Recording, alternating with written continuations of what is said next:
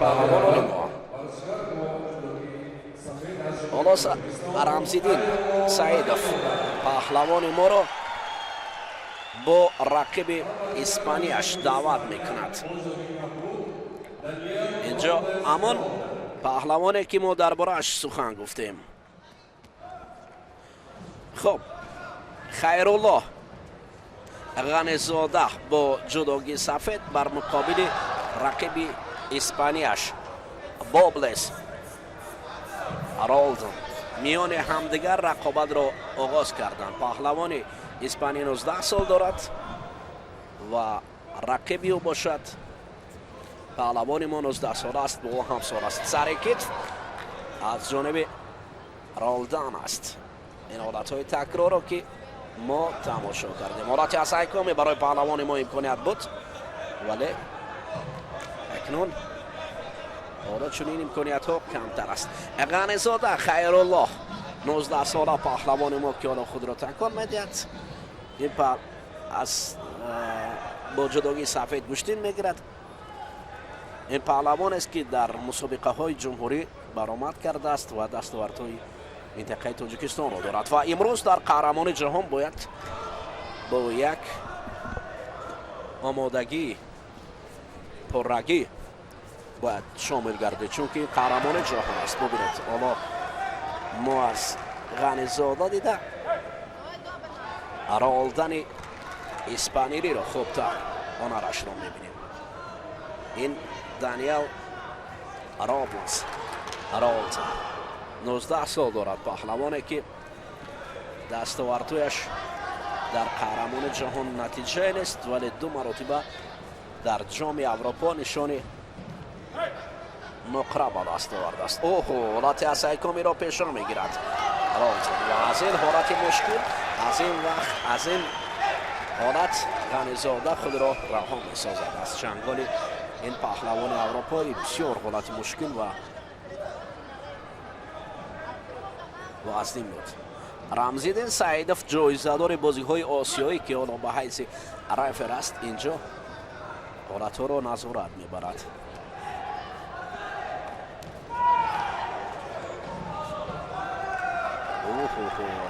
پهلوان ما اکنون غنی‌زاده به قول کمی هنر خود را غنی می‌کند.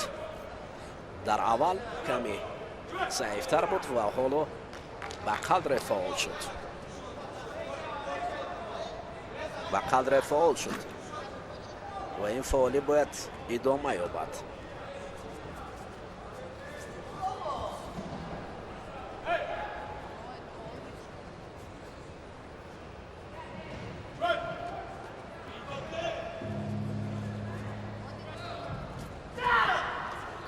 اکنون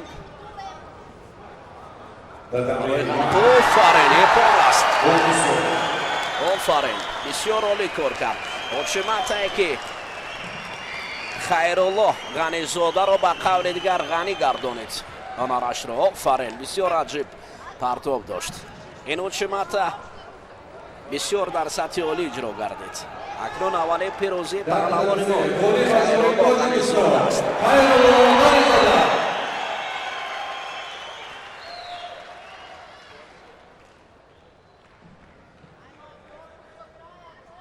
ما حالت تکرار رو باور دارم که تماشام انا این حالت رو باید زیادتر باشد. باید پهلوان تاجیک در میدان خود چنان درخشد که رقیبان رو از آسمان زمین فرو داد. همان چوبال و قابان آمدن همین است. اکنون غنی‌زاده حالا بسیار همال درخشید. خیرالله غنی‌زاده با جداگی سفید به میدان برآمده است و رقیبی او کرمرمن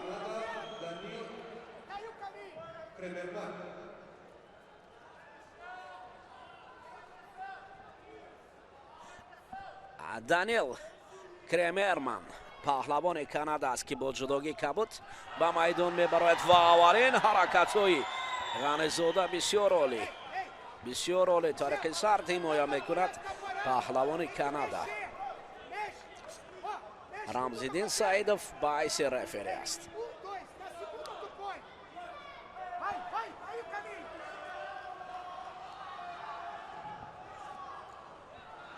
паҳлавони канада он қадар дастовардҳои бузурги куштини ҷудои ҷавононро надорад. инро бояд иброз намуд. 19 сол дорад ва дастоварди баландаш дар ҷоми аврупо мақоми сеюм аст.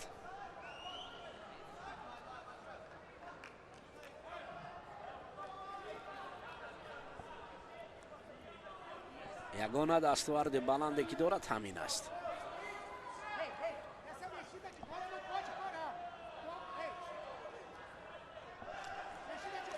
хайруллоҳ ғанизода бошад.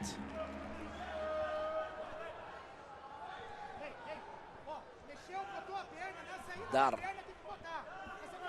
мусобиқаҳои мухталифи кишвар яъне тоҷикистон баромадӣ хуб кардааст, вале дастовардҳои байналмилалӣ ҳам надорад. аммо гӯштинаш имрӯз хуб аст, агарчун давраи аввал гӯштин гирад.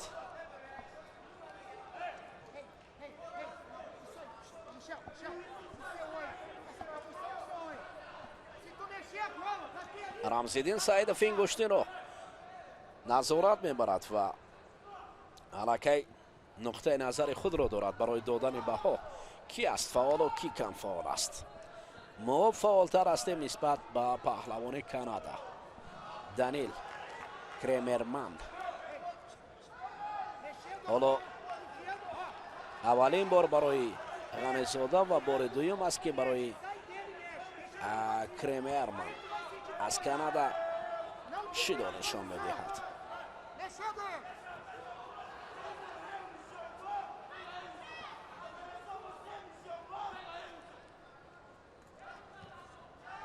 оҳо сари китф овардани мо бисёр хатар дорад.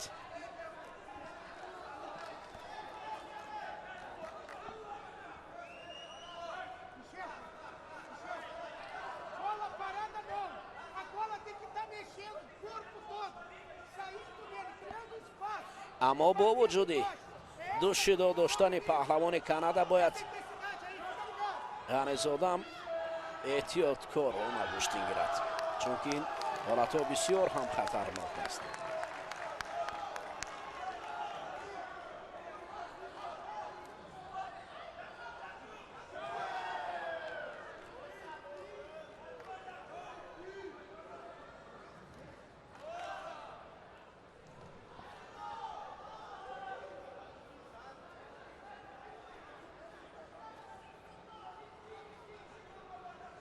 Da vencedor do winner in blue jury from Brazil, Michel Augusto.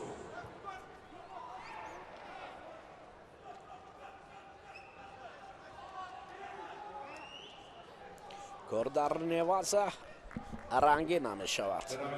барои дақиқаи камтар вақт доранд онҳо.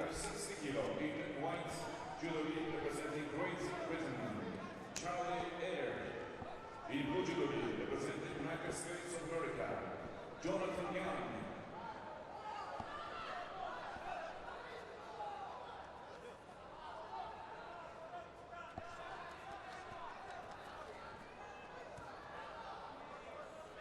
аммо бештар дар лаҳзаҳои охирон паҳлавони Канада ҳаракат дорад. инҳоро бояд ба назар гирифт ва паҳлавони моро лозим аст ки фаъол шавад. бояд инро барои фаҳмонанд.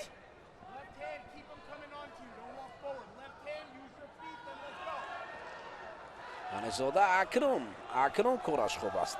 бояд ин корро доимо такрор кунанд то шидои сеюм барои Кремерман нишон диҳанд.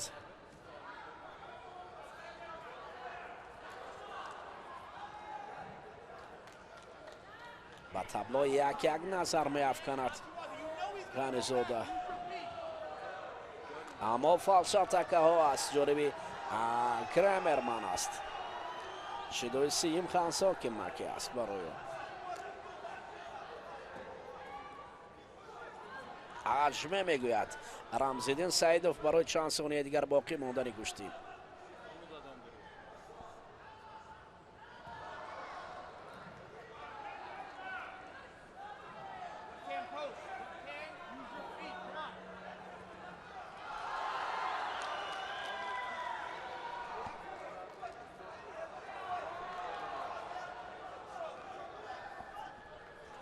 корба голденско омад. хастагии паҳлавони канада барои мо бояд илҳомбахш бошад, то ин ки ҳарчи бештар Хайрулло Ғанизода ҳаракат кунад. голденско вақти тиллоӣ барои имтиёзи тиллоӣ меравад.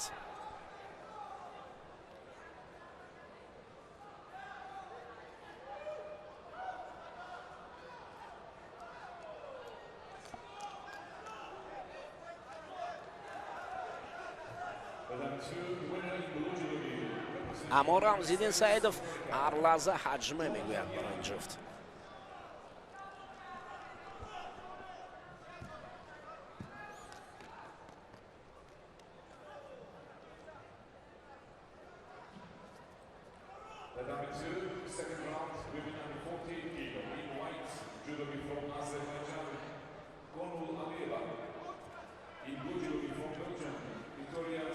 бисёр ҳолатҳои хатарнокро ҳам ба кор мебарад. Кремерман, Канада. Ғанизода бошад, бояд барои ғанӣ шудани ҳонари худ ҳамнӯз аз ҳаракот даст накашад.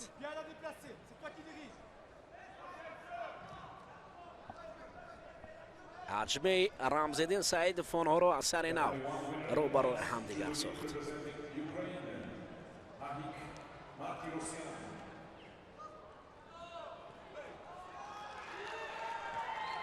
шидои сеюм.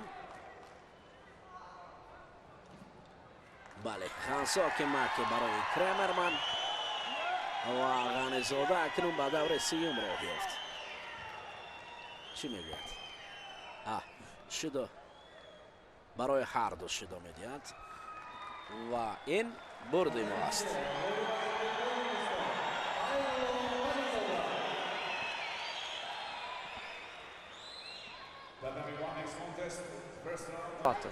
мағлуб шуд, итолиёвӣ рақибро шикаст. Ғанизода, Хайрулло Ғанизода бо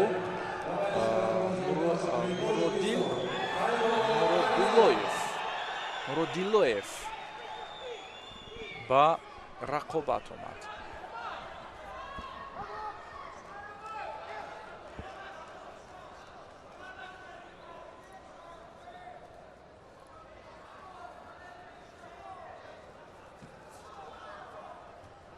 Хайрулло ду рақиби худро шикаст дод. аввал испаниро, баъдан канадагиро ва ин навбат дар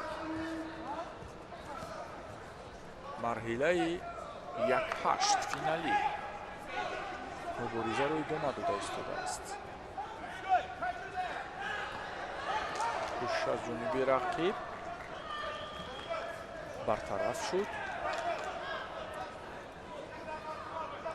19 сол дорад варзишгари мо ва рақиб бошад 20 сол аст.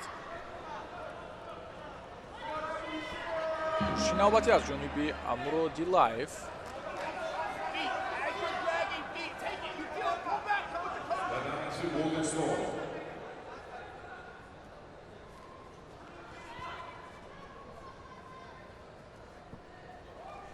дар чемпионати Осиёи наврасон имсол Муродиллоев чемпиони Осиё шуд ва ҳоло дар қаҳрамони ҷаҳони ҷавонон иштирок дорад.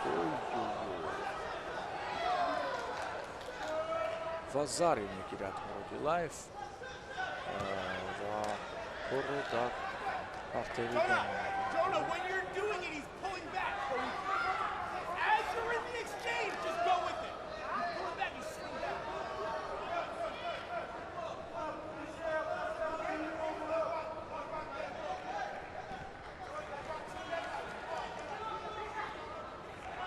каме мураккаб мешавад вазъ барои варзишгари мо, чун рақиб боло як қадам пеш гузошт.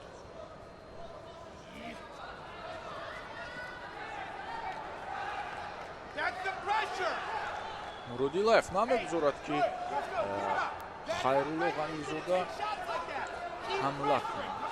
Учимата оли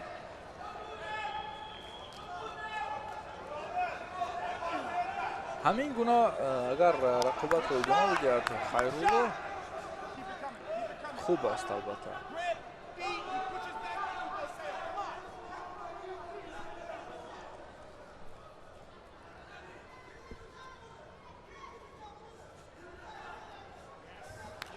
اکنون رقیب دیگر برا و حمله میاد و تمام.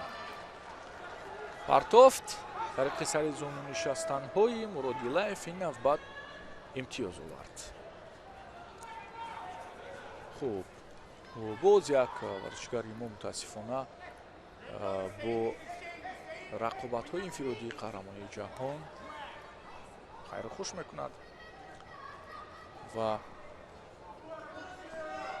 ولو همونو امید از ورزشکارانی ما مدینه و از ورزشکاری دیگری ما در همین وزن که ما الان مشاهده میکنیم وزن کش است لایق امیدها هستند. البته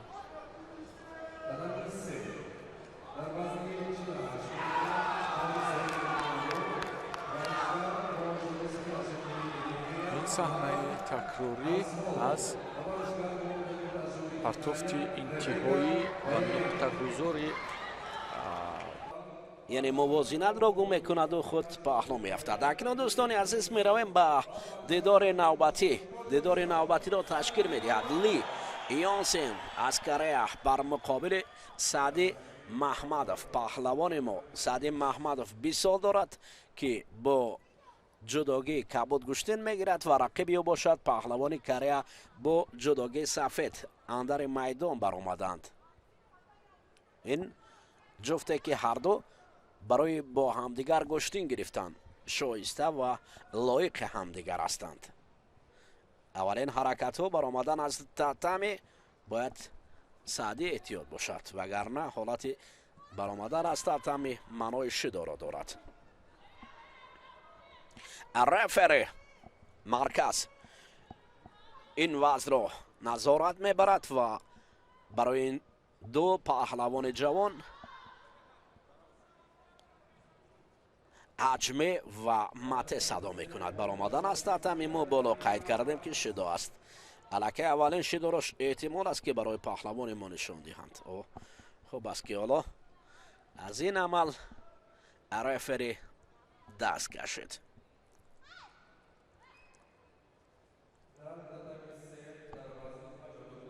لی بسیار حرکت میکند هرچند که سعدی هم مقابل لی چست و چالاکیش زیاد است ولی ببینید بعضا حالات عکس العمل به وجود می آید. محمدوف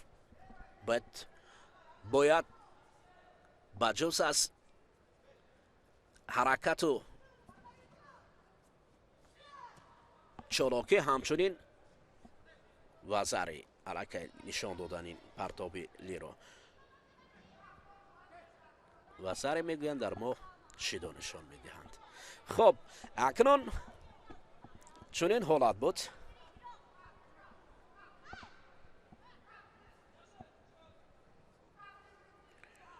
حالا امتیاز اول شاید سعدی محمدوف را چالاکتر گرداند.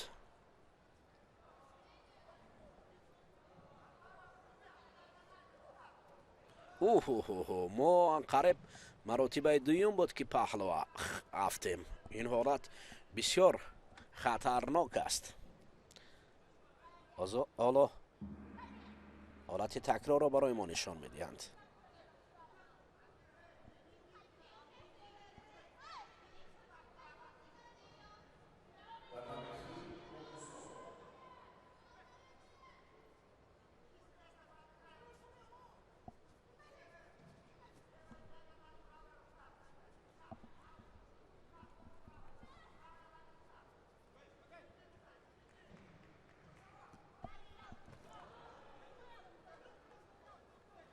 هدف اکنون برای جبران کردن این وزر باید چست و چالاک باشد و با تفکر بلندی گشتینگیری حرکت کند. حالا خوب داشته است لیرا و حرکتش خوبتر بود نسبت به پیشتره.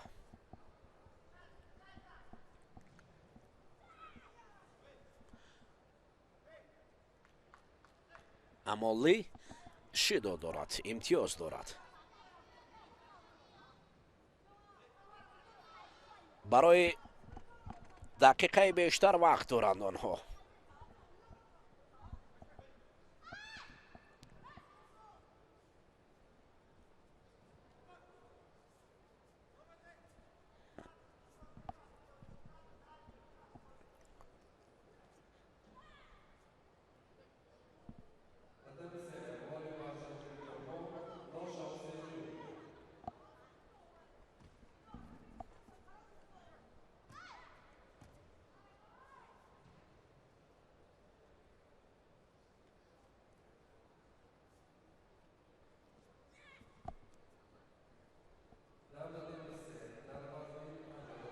سر کتف آوردن برای سعد محمدов امکانیت زیبا بود. باید او از این امکانیت زیبا با سرعتر با همون مهارت بلند استفاده می برد. برای چند ثانیه دیگر سعد محمدов نظر میکند به تابلو و کمی آزرده میشد. باید آزرده نباشد. میشد چنین حالتهایی که به وقوع میپیوندند. محمدов سعدی برای ثانیه های آخر لااقل یک وزر آوردن حرکت میکند تا گشتین ادامه یابد. وگرنه با چون یک وزر برای سعدی محمدов باخت است، چون که وزر به سود رقیب است.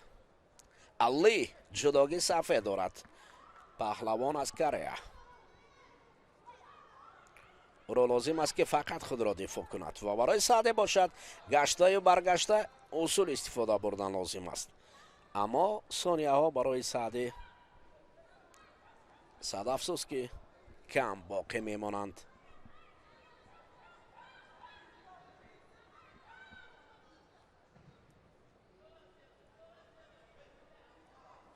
حالا هجوم آخران سعدی برای رقیب است. آخران هجوم ها بگذاشید و هم دیان لیرا، ولی او دست بالا است. فکر میکنم برای 2 ثانیه دیگر سعدی آخران بار شاید حرکت کند. بله شیدو هم دادند ولی شیدو بیهوده است. خب این باخت سعدی بود و برد لی.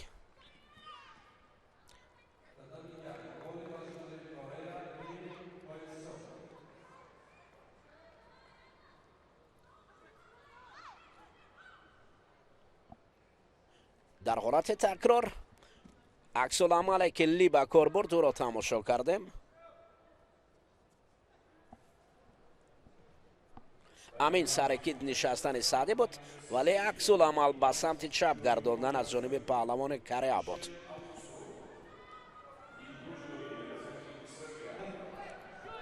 ترکمن بر مقابل پهلوان جوان ما گشتین میگیرد. برادر یکی از پهلوان های نامدار ما ابوبکر شرف، عمر شرف به میدان برآمده است. عمر شرف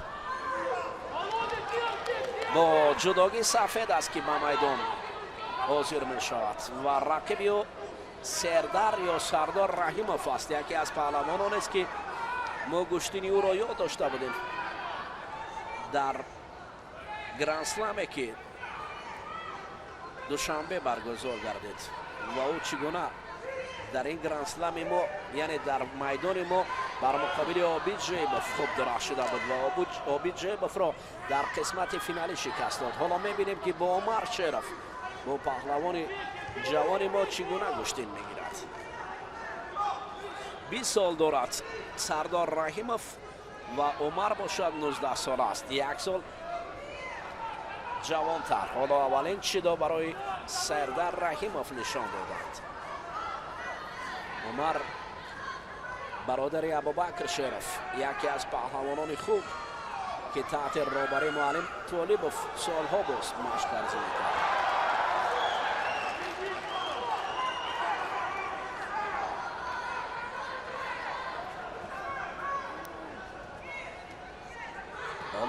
این گوشتین قریب که برابر است جریانش.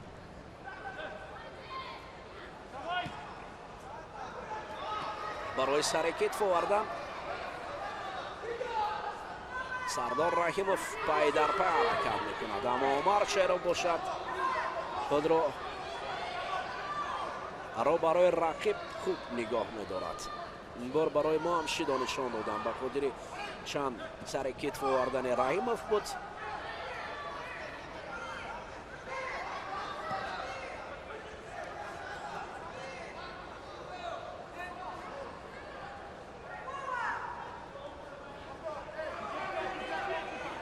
حالا حجمه میگویند و سر اینا پهلوانان گوشتین میگیرند.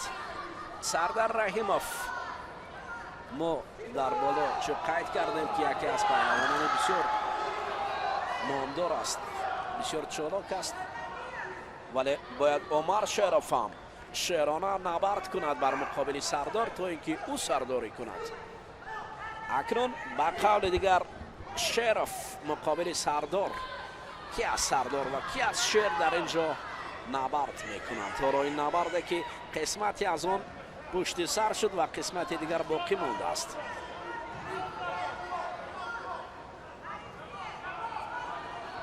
این بار دوم است که برای ما شیدا نشان میدهند و برای رحیموف قدم پیش گذاشته است.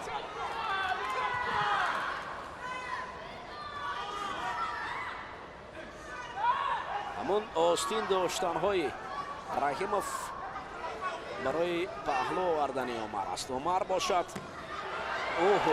اولین وزر حتی پا نشان میدهند. بله، افسوس که شیروف نه شیرانه اما سردار باشد سردارانه. در این دیدار 4 دقیقه گشتین گرفتند و با گذشت قسمتی از وقت سردار سردار کرد.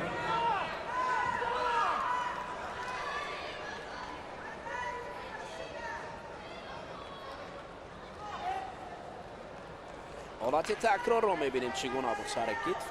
بسیار سیاه نگه که عالی بود از جانب سردار رحیموف اجرا گردید و برای عمر شیروف نه به قول دیگر شیرانه باشد. حالا میرویم به بحر تماشای دیدار. این انتظاری ها اکنون تمام، چون نیروسنجی برپا می شود. ایرون گابر رقیب اوست در این نبرد. دستگیری های مخلصان نیست بر علو احساس می شود، چون هر وقت مخلصان ما خیلی فعال هستند. کوشش اول از جانب گابر.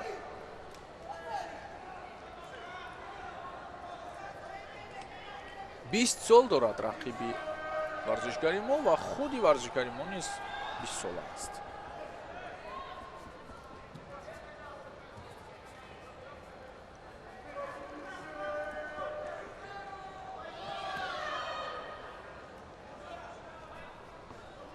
امسال گابر در جامی اروپا اولی حالا دیفو خوب بود. دیگر بورا خوف برای سامیرشو محبتов.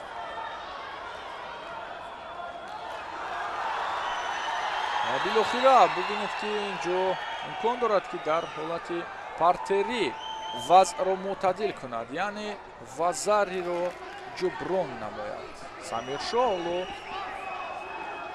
نباید به قول رو افتاده شد.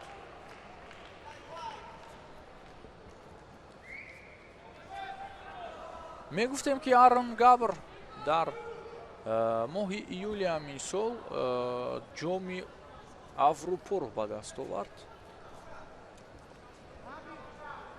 و این نتیجه شایسته او محسوب می شود در همین سال. دیگر بور است، اما این چی حالت است؟ متاسفانه варзишгари мо натавонист дар баробари рақиб истодагарӣ кунад ва дар ин марҳила акнун кор барояш дар аввалин дидор. хуб, муваффақият мехоҳем ба Самир Шоҳ Муҳаббатов ва мо интизори варзишгарони худӣ ҳастем ки имрӯз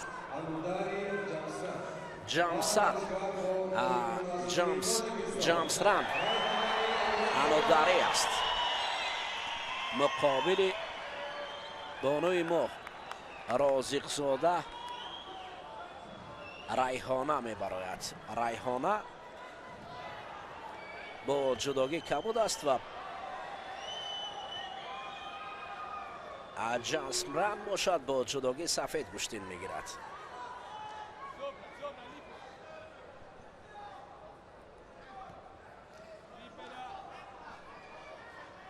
ҷамсран анодаре нишони нуқраи қаҳрамони ҷаҳонӣ ҷавонҳоро дорад ва медали тиллои наврасони осиёро ҳам дорад. ин бонуи муғол шояд барои розиқзода ҳам имконияти хуб бошад гӯштин гирифтанаш. беҳуда ӯро ба ҳайати мунтахаби тоҷикистон интихоб накарданд. шояд дорад қудрат ва тавоное ки бар муқобили ҳариф хуб дурахшад.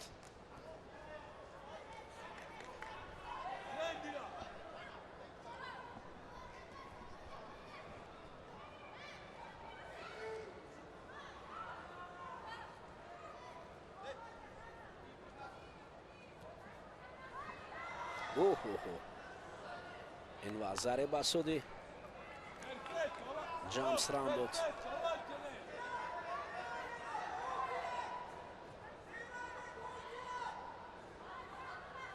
баъдан ҷамсран ҳоло моро маҷбур мекунад ки ҳолати асайко меистем.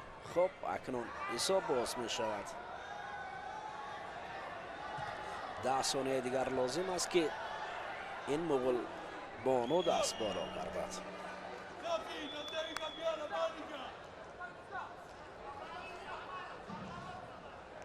ҳоҷат барои истодан набуд. бо асари нав рефери ишора кард ки ҳолати доштанро нигоҳ дорад. ҳар қадаре ки хоҳад ҷамсран анодари муғул райҳонаро зери чангол мегирад. розиқзода райҳона ин ба мисли дигар бонувони тоҷик дар муқобили ҳариф шикаст мехӯрад.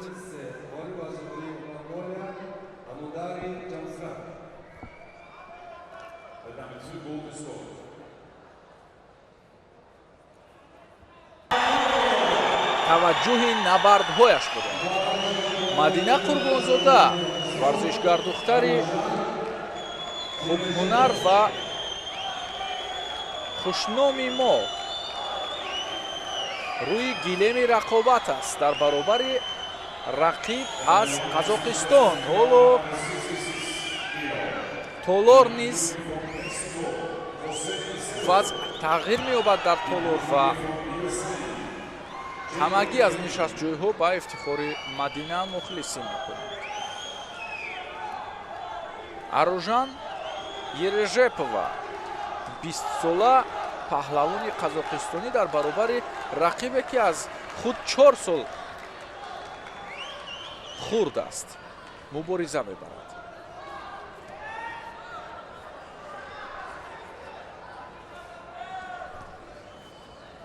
Мадина дар ҳамон усули худ рақобат мекунад. бештар гӯем ки дар куми ката худро дар мавқеи хуб мемонад ва баъдан то биш мегирад рақибро. чанд ҳолате ки мо мушоҳида кардем, ҳоло ҳамин гуфтаҳо буд.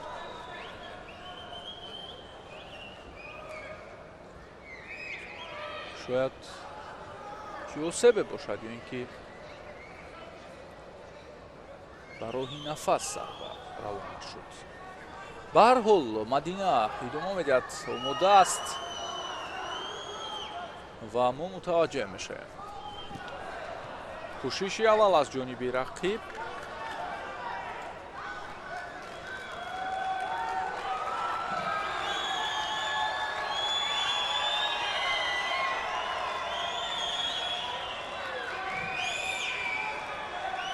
аружан аз мусобиқаҳои қитъавӣ натиҷаҳои шоиста дорад. нишони тилло нуқра ва 3 мартиба биринҷӣ қаҳрамонии Осиёро дар назар гирад. 1 маротиба гран-при, 2 маротиба гранд-слам ва албатта сеюмин маротиба аст дар қаҳрамонии ҷаҳон иштирок дорад.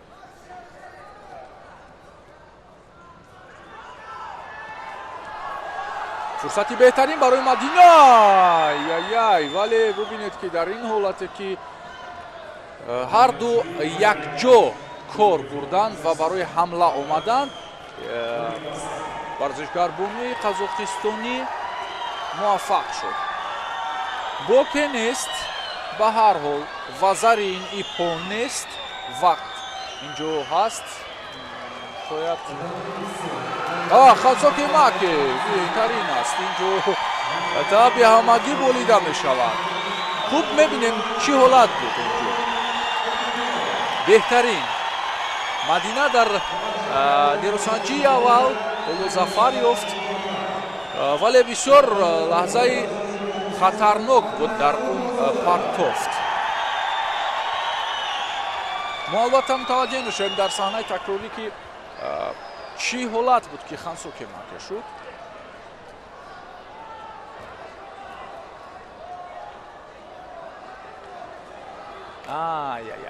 бале бо сар кӯмак кард дар ин партофт, вале ба ҳар ҳол муборак шавад. Мадина Қурбонзода ба даври дигар меравад ки мо ӯро боз ҳам беҳтару хубтар интизор астем. ва мухлисон ҳам Мадинаро дастгирӣ мекунанд ва рақобати ӯ бо намояндаи Муғулистон Намдин Эрдене.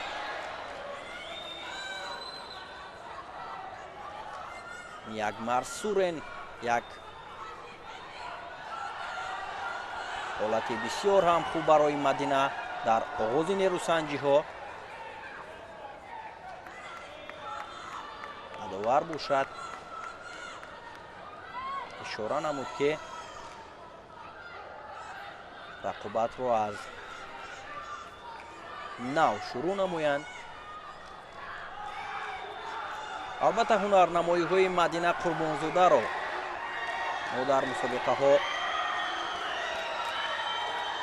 борҳо дидаем. дар гран-при душанбе як дурахшиши хубе дошт. дар гранд-слами душанбе он қадар ҳунару маҳораташро нишон дода натавонист. акнун дар чемпионати ҷаҳон миёни ҷавонон баҳри ба даст овардани нишонҳо дасту остин барзадааст ва мехоҳад ки дар ин мусобиқаи хонагӣ дили мухлисонашро шод бикунад.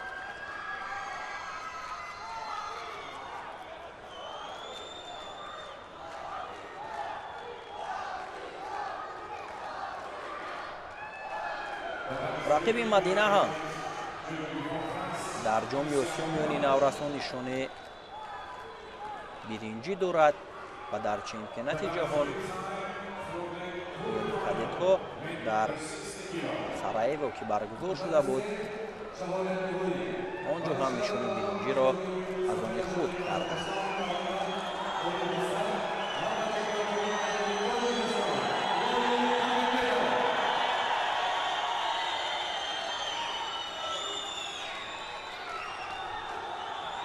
ба Мадина шидои аввалро нишон доданд ва як ҳолати бисёр ҳам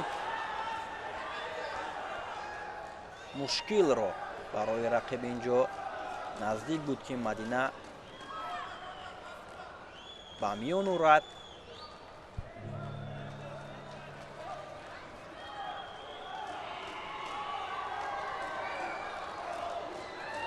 дар ҷоми осиё ҳам дар Ташкент соли 2024 Мадина як ҳунари хуб нишон дода буд миёни Наврасон. сазовори нишони биринҷӣ гардид. Як ҳаракати хуби Мадина инҷо аз аксул ҳамла наздик буд ки барояш имтиёзи ва заре биёрад. талошҳоу кӯшишҳои Мадина то ин лаҳзаҳо хуб ба чашм мерасад ва бояд ҳамин тавр рақобатро идома бидиҳад.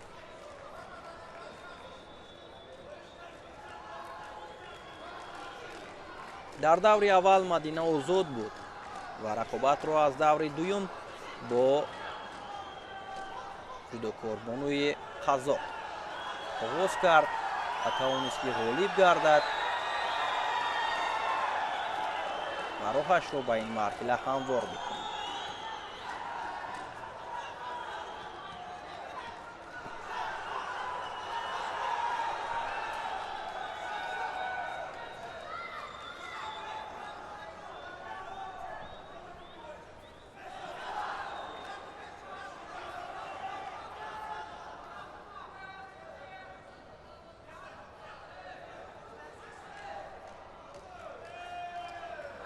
сабқати ин ҷуфт идома меёбад ва як дақиқаи дигар Ягмар Сурен бо Қурбонзода дар ихтиёр доранд.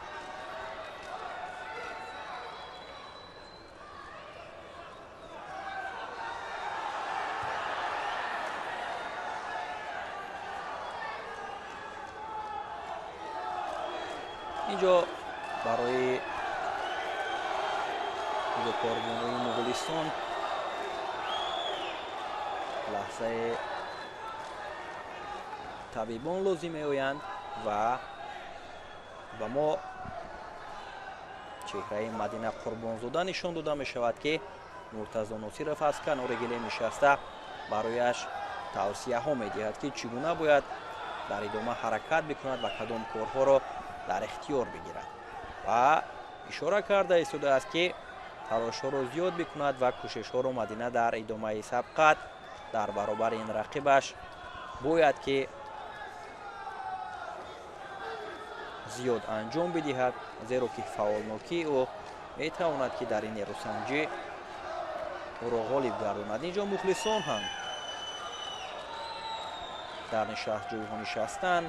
дар миёни онҳо мо Суҳроб Абдураҳмонов мураббии ҷоизадори бозиҳои Олимпии Париж 2024 Тимур Раҳимовро мушоҳида кардем ки барои дастгирии ҷавонон ташриф оварданд ва ҳунару маҳорати ҷудокорони ҷавони тоҷикро дар инҷо пайгирӣ карда истоданд. намояндаи Муғулистон ба майдон баргашт ва нерӯсанҷии онҳо идома ёфта истодааст. камтар аз 30 сонияи дигар боқӣ мемонад ва талошҳову кӯшишҳо ҳамону баҳри ба даст овардани имтиёз миёни ҳарду ҷараён мегирад. ба хотири нодуруст доштан барои Ягмар Сурен ҳам шидо нишон дода шуд ва аз ҷиҳати шидоҳо акнун баробарӣ аст ва Мадинаро мебояд ки ҳушёрию зиракиро аз даст надиҳад ва метавонад ки дар ин марҳила ҳам ғолиб гардаду роҳашро ба марҳилаи ҳаштягниҳоӣ ҳамвор бикунад. вале ӯро дар ин ҷо як рақобати сангин дар пеш аст ва ӯ танҳо ва танҳо бояд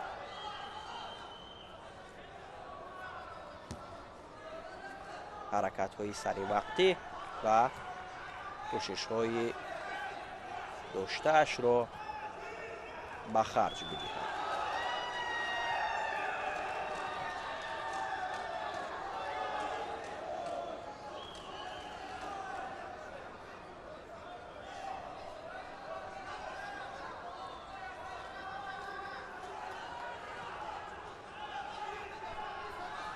пойзаниҳои Мадина ва аз гиребони рақиб хуб доштани ӯ инҷо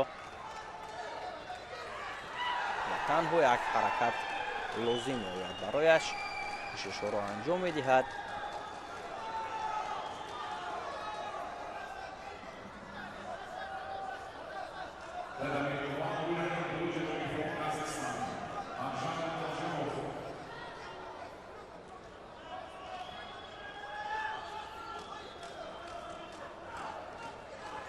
бисёр як ҳаракати хуби дигарро боз Мадина инҷо анҷом медиҳад.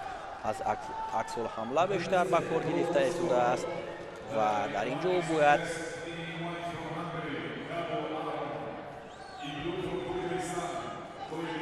аввалин шуда бояд ҳаракат бикунад ва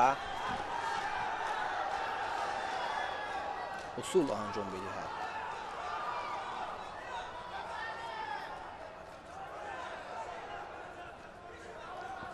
як Марсурин ҳам фаолиро дар ихтиёр мегирад ва пайҳам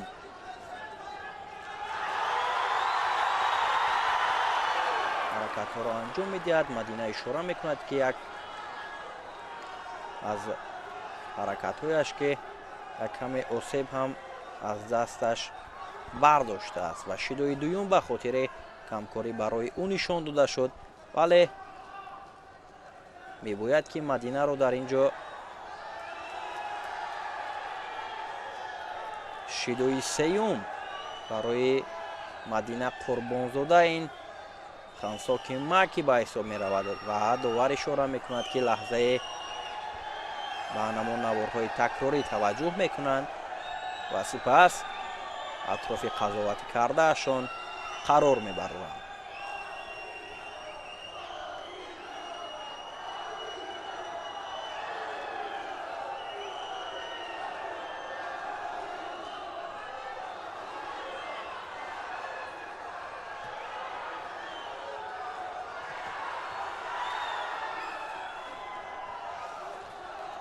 бале, шидои ӯ бозпас гирифта мешавад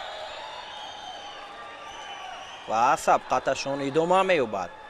Мадина бояд фаъолии худро нишон бидиҳад, чунки ин ҷо кӯчактарин иштибоҳ барои ӯ мушкилӣ эҷод мекунад ва сари зону нишаста ҳаракат кардани ҷудокорбонуи Муғулистон дар ин лаҳзаҳо сурат гирифт ки Мадина нагузошт рақиб соҳиби имтиёз шавад ва дигар бора ана ҳамон ҳаракатҳое ки натиҷаовар ҳам набошад як Марсурен анҷом медиҳад ва анҷом додани ҳаракату усулҳое ки ӯ дар ин нерӯсанҷӣ дорад фаъоли ӯро нишон медиҳад. аз ин рӯ бояд фаъолиро Мадина бояд дар ихтиёр гирад ва як ҳаракати ҷолибу дидани Мадинаро инҷо шоҳид мешавем ки довар ишора мекунад ки матте ё ба қавли дигар истед ва рақобатро аз нав оғоз мекунанд ва Мадина мехост ки тариқи ҳамон таслим кардан ё ин ки ҳолате ки кор дар замин буд корро хотима бахшад ва идомаи нерӯсанҷиро таваҷҷӯҳ мекунем ки дар идома Мадина чӣ кор мекунад ва чӣ гуна ҳунарнамоиро дар баробари ин рақиби пурқудраташ нишон медиҳад. ба хотири нодуруст ҳаракат кардан барои ҷудокорбонуи Муғулистон ҳам шидои дуюм нишон дода шуд ва аз ҷиҳати шидоҳо акнун баробарӣ аст. ҳарду душидоӣ доранд ва Мадинаро мебояд ки бештар фаъолиро дар ихтиёр бигирад ва фаъол нишон додан худро дар ин нерӯсанҷӣ метавонад ки ӯро ғолиб гаронад, чун рақиб ҳам як ҳунари фавқулода дорад. мебояд ки Мадина бештар аз ҳамон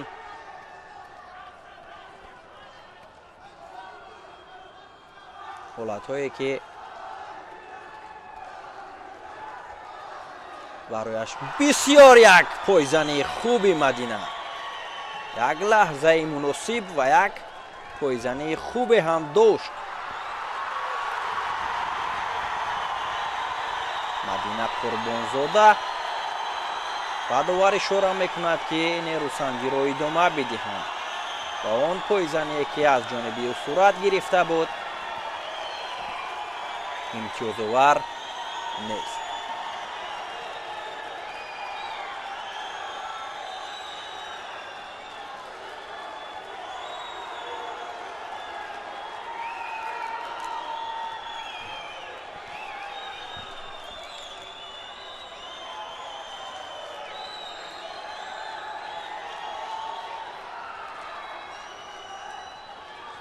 бисёр як ҳаракати навбатӣ барои мадина қурбонзода ва таслим мешавад. як марсурен будокор бонуи муғулистониро дар ин лаҳзаҳо таслим мекунад мадина қурбонзода ва ҳамин тавр ба марҳилаи ҳаштак ниҳоӣ қадам мезанад. бисёр ҳаракати олиро сари вақтӣ анҷом дод. гулдухтари тоҷикистонӣ ва хело ҳам хушҳолу хурсанд мешавад аз ин ҳолате ки ба миён овард ва тавонист ки ин рақибашро таслим бикунад. бубинед ки ҳатто чигуна мухлисон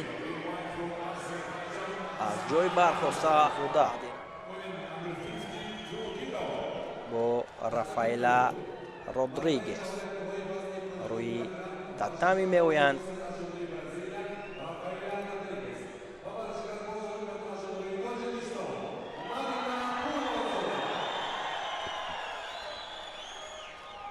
мадина қурбонзодаи навбат ҳам бо ҷудогии кабуд рӯи татами баромад ва рақобати ӯро дар марҳилаи ҳаштагниҳои мо дар баробари ҷудокорбонуи муғулистонӣ дидем ки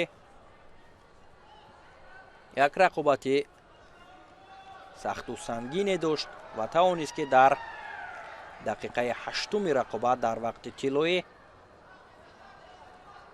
рақибашро таслим кунаду ба ин марҳила роҳ ёбад. ва акнун рақобати ӯро бо рафаэла инҷо мушоҳида мекунем.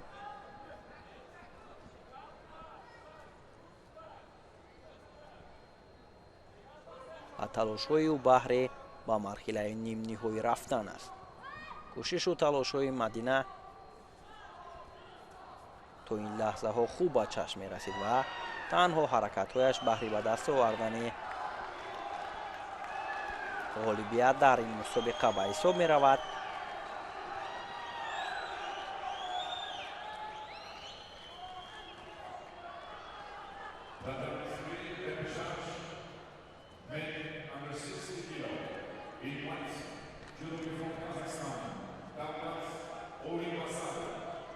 омодагиҳои мадина қурбонзода то ин мусобиқа дар толори варзиши кони гурд ва инчунин дар толори клуби ҳоҷи шариф идома меёфт ва дар машқҳои дастаҷамона ҳам талошҳоу кӯшишҳои мадина баҳри сазоворона мубориза бурдан дар ин мусобиқа буд. як ҳолати таслим кардани рақибро инҷо мадина ба миён овард. баъдовари ӯзбекистонӣ ишора кард ки сабқат аз маркази майдон идома ёбад. бисёр як ҳолати хубро боз мадина ба миён меорад ва камкории ӯро ба инобат мегирад. довар ва дар баробари он ки кӯшишҳоу талошҳо сараввал аз ҷониби рақиби мадина оғоз меёбад ва бубинед ки чӣ гуна як ҳаракати хуби дигарро мадина анҷом дод. ба тавре ки қайд намудем, он ҳаракатҳову он ҳолатҳое ки рақиби Мадина инҷо анҷом медиҳад, Мадина аз аксулҳамла ҳаракатҳои хубро созмон медиҳад.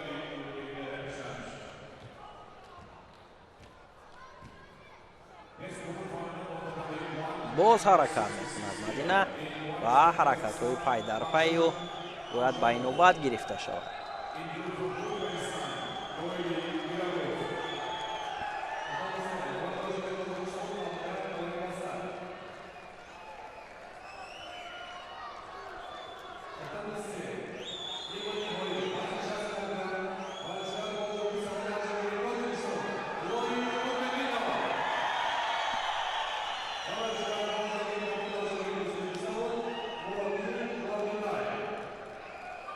ҳамин тавр ҳаракатҳои пай дар пай Мадина Қурбонзодаро ҳам ба инобат гирифтанд ва ба хотири камкорӣ ба ҷудокорбонии Бразилия ҳам шидони нишон дода шуд ва сабқати онҳо идома меёбад. Як ҳаракатро Рафаэла анҷом дод, вале Мадина дар ҳолати кор дар замин кӯшишҳоро ба харҷ медиҳад. اینجا دوباره اشاره میکند که با قوانین همون ژاپنی ها مته و از نو باز در حالت کمیکاتا تلاش‌های این جفت را ما شاهد میشویم.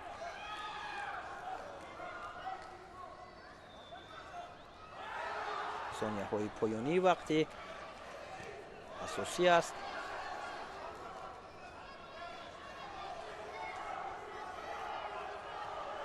و مدینه رو می‌باید که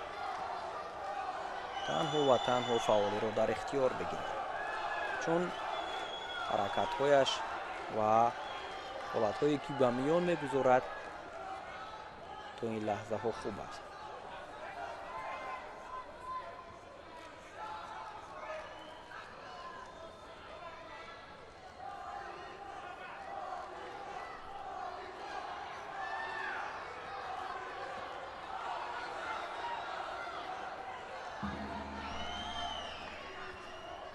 وقتی اساسی به انجام رسید و در گلدن سکو در وقت طلایی بهره به دست آوردن امتیاز طلایی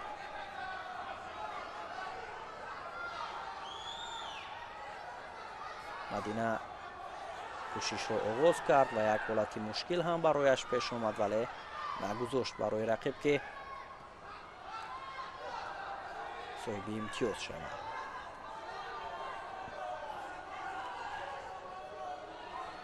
همین طور کمکاری مدینه قربانزاده باز به نوبت گرفته می شود و شیدوی دویم را برایش نشان دادند.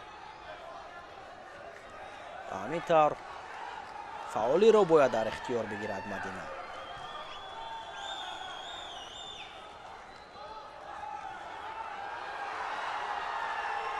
بسیار یک حالت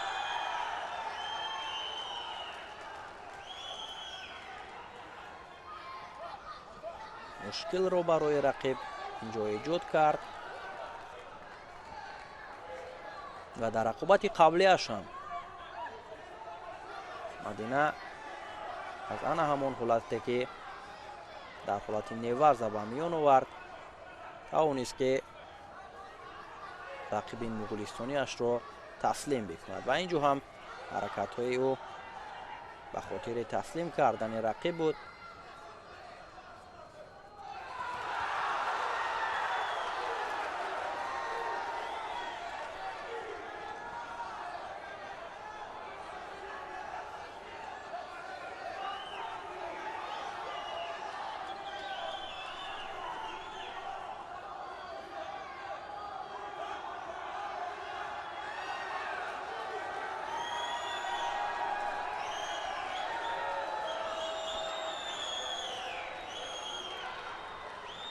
موقعیت خوب برای مدینه، یک حرکت رو هم انجام داد ولی то ба охир натавонист ки ҳолати ба миён овардаро хотима бахшад.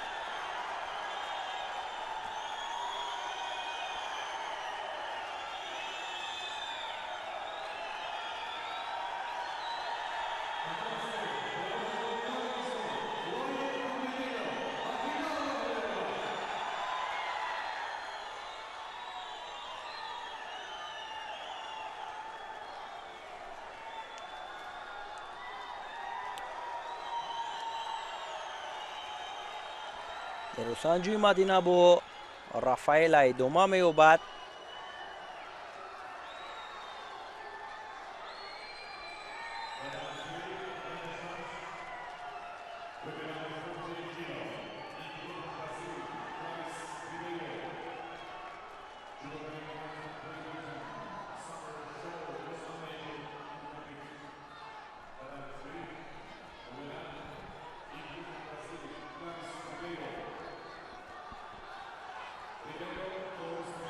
мавқеияти хуб аст барои Мадина ва инҷо аксулҳамларо Рафаэла ба кор гирифт ва имтиёзи вазаре барояш нишон дода мешавад.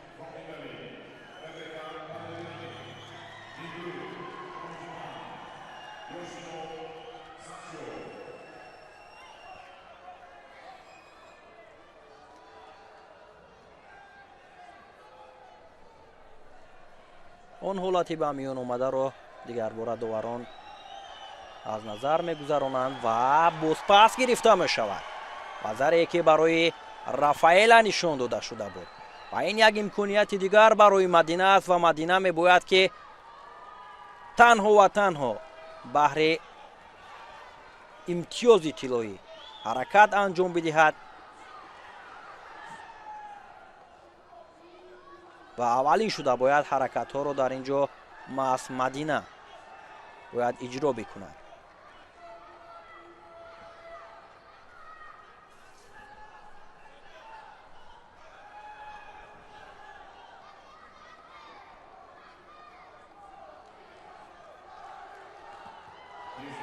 ва ин ҷо кор ба анҷом мерасад. акнун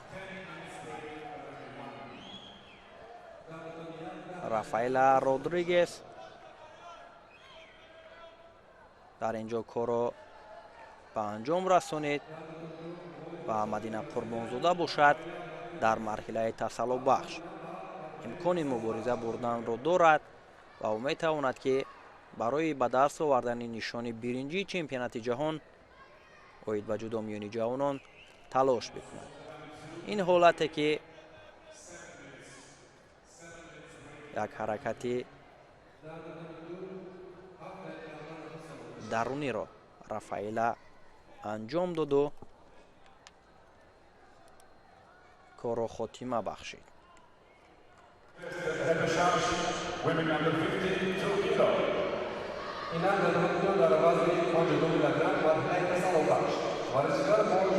дар вазни то 52 килограмм рақобати марҳилаи тасаллубахш миёни Айдан Валиева ҷудокорбонуи озарӣ бо Мадина Қурбонзода.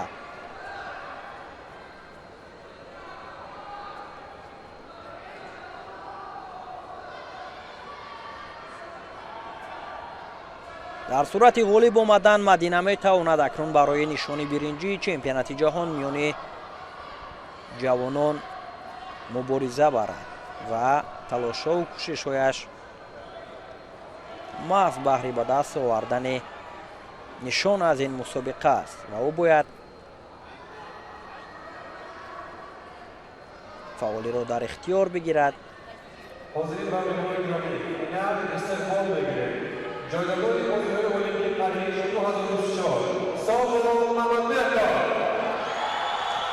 ва ин ҷо барои Мадина як ҳолати мушкил ба миён омад ва Айдан соҳиби имтиёзи вазаре гардид ва зиёд аст ва Мадина бояд ҳаракат кунад то ки имтиёзи аз даст додаашро ҷуброн бикунаду ҳунари шоистаи худро барои мухлисон нишон бидиҳад.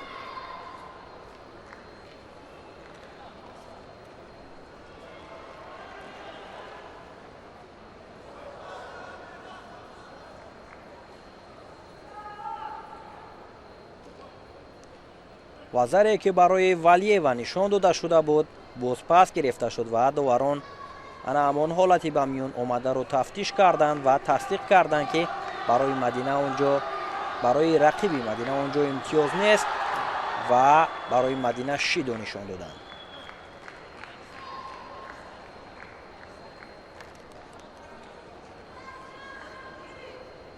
ва ин барои Мадина бисёр хуб аст ва акнун ӯ бояд дар идомаи вақти боқимонда талош кунад ки ғолибиятро ба даст биёрад.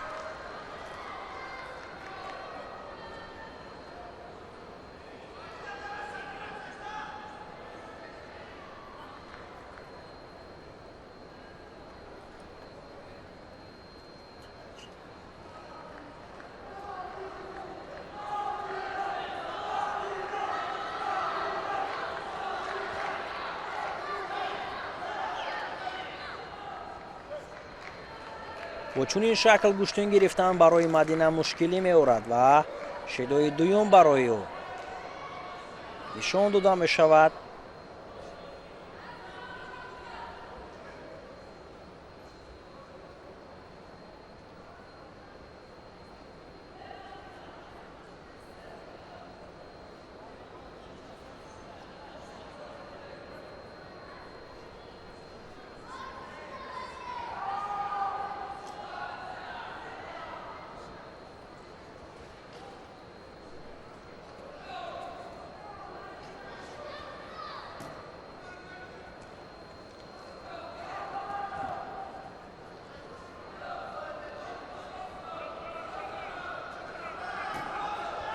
имконияти хуб аст барои Мадина ва довар ишора мекунад ки истед.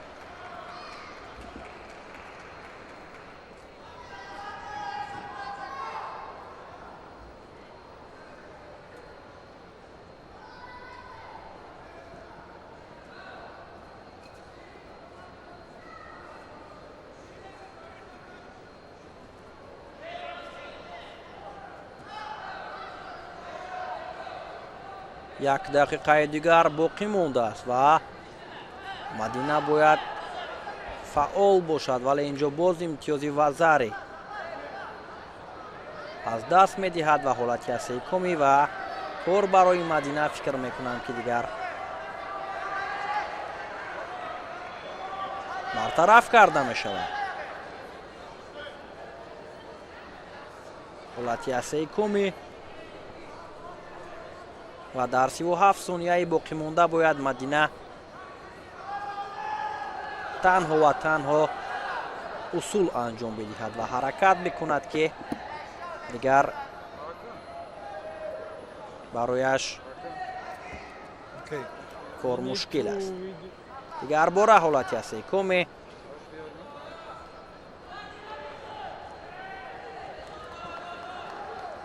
ва ҳамин тавр кор барои ӯ дар чемпионати ҷаҳон дар душанбе хотима меёбад.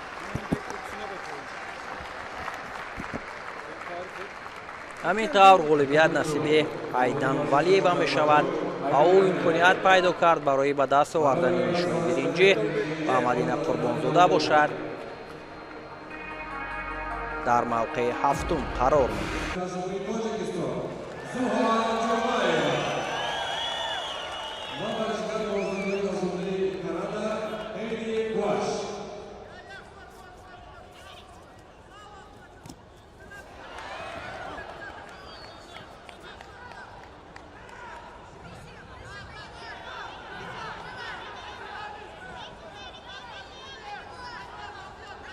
Dar